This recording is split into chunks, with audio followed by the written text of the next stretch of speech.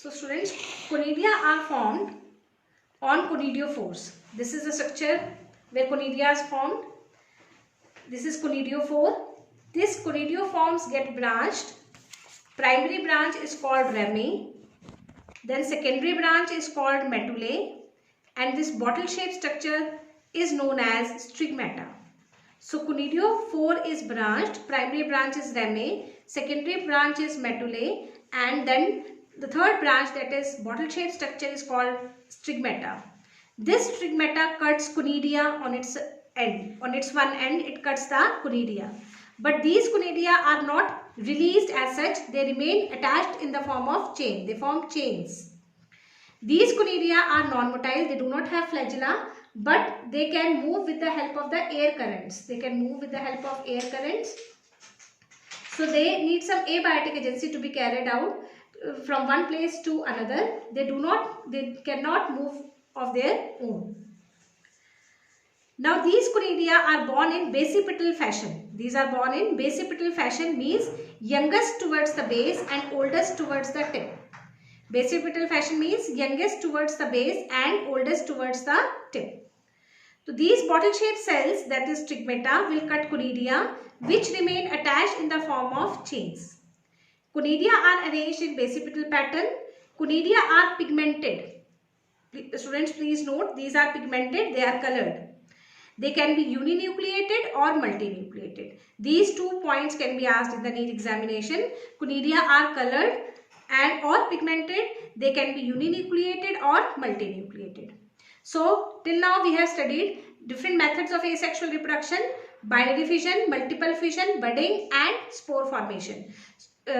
Spores through asexual reproduction are formed in fungi and in algae. They are not formed in bryophyta, pteridophyta, gymnosperms and angiosperms. Now we will study vegetative propagation in plants. Now we will study the next mode of asexual reproduction, that is vegetative propagation. As you all know, what is vegetative propagation? When some vegetative part, some leaf, shoot, stem, root, etc. give rise to a whole new plant, then it is called vegetative propagation. The part which is giving rise to a whole new plant is known as vegetative propagule. The part which is giving rise to a whole new plant is known as vegetative propagule. So, what is vegetative propagation?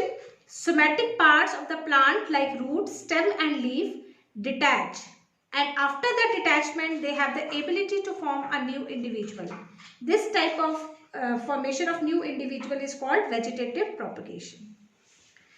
These somatic parts after detachment which can form a new individual are called vegetative propagule. For example, in case of sugarcane, we use culm. We use one culm, that is a part of the stem having which is one internode long or which is having 2 nodes, as a vegetative propagule. Vegetative propagation and its types. Vegetative propagation is of 2 types, natural and artificial. Natural and artificial. Natural can be carried out by stem, root and leaves.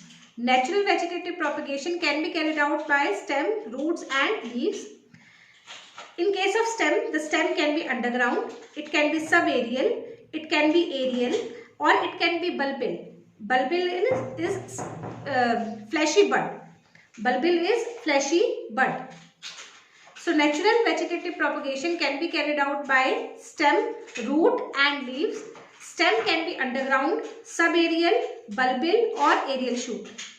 Artificial vegetative propagation is carried out by layering, grafting and cutting. So we will now learn about all these techniques.